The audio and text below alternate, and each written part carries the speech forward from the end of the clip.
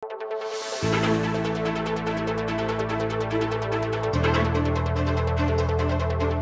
na itsura lang ng drugs, hindi ko alam anong klase. Kahit sa sigarilyo, hindi ako naninigarilyo. No?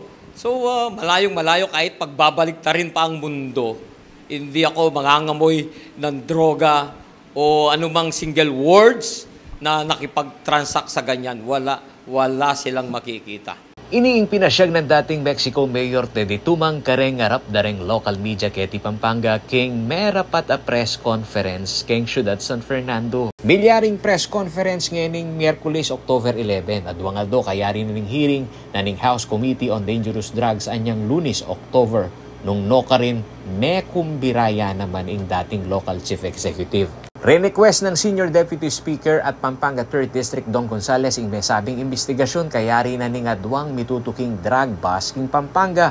Merapat anyang August 25 king Mabalacat at king Mexico Pampanga anyang September 27. Agpangkantumang alayang personal knowledge tungkol king operasyon ning warehouse king Barangay San Jose Malino, Mexico nung no ka rin metukal ing shabu ami kaalagang 3.6 billion pesos. Enya mo naman kanu kilalang tumang ing negosyanteng Willie Ong ami kabandi king may sabing warehouse. Buwat nung nagkaroon ng insidente o yung nakitang droga na sinasabi sa Empire 999 sa warehouse ni Willie Ong, hindi pa kami nagkaroon ng communication.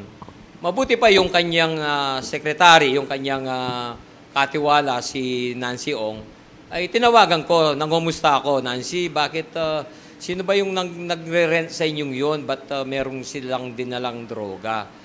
Sabi niya, meron naman po kaming kontrata doon, Mayor, kumpleto naman, nakalagay naman, nakasad naman doon, na bawal ang ilagay na anumang kontrabando.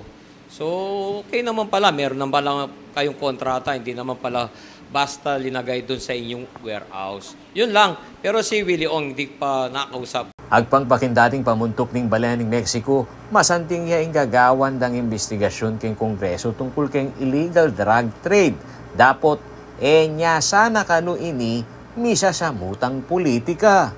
Maganda yung ginagawa ng ating Deputy Speaker na pinaimbestiga to. Pero dapat ilagay sa tama. Hindi yung katulad nyon, nung nagkaroon ng hearing dun sa meron akong nakausap sa mga nag-meeting sila, meron silang executive meeting.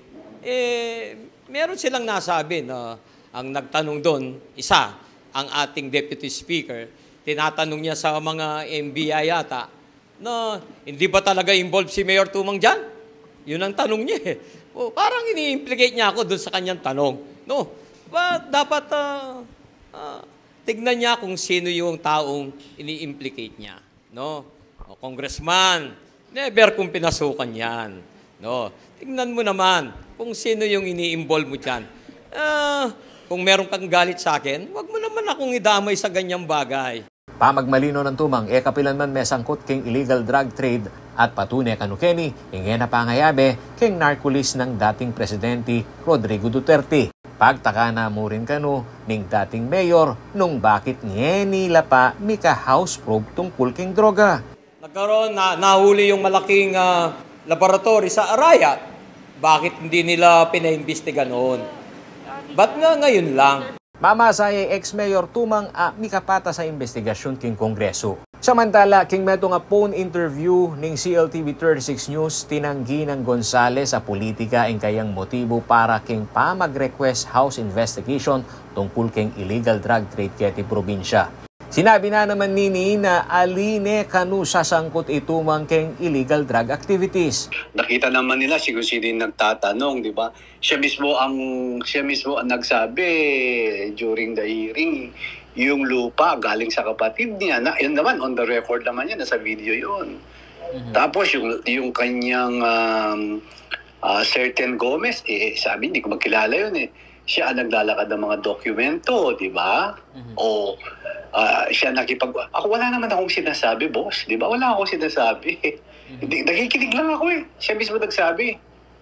Wala akong alam sa politika at layo-layo pa ng politika. Alam mo, sa totoo lang ako pilit niya akong tinitira, wala naman akong sinasabi, di ba? Hindi ako nagre-retaliate, hindi ako sumasagot. Alam ko naman lahat ng sinasabi niya against me, pero wala naman akong sinasabi. Wala naman akong negative words sa kanya. Politika, darating yan in 2025 kung mayroong eleksyon. Wala naman, malaya lahat. This is a free country. Malaya lahat kung sinong tumakbo ng posisyon na gusto nila, di ba? Politika sa akin, hindi. Sanay naman ako dyan kung halimbawa, di ba? Politika lang yan, di ba? Ako yung kayong talasuyo ay Paolo G. Santos, ating pusong makabalen.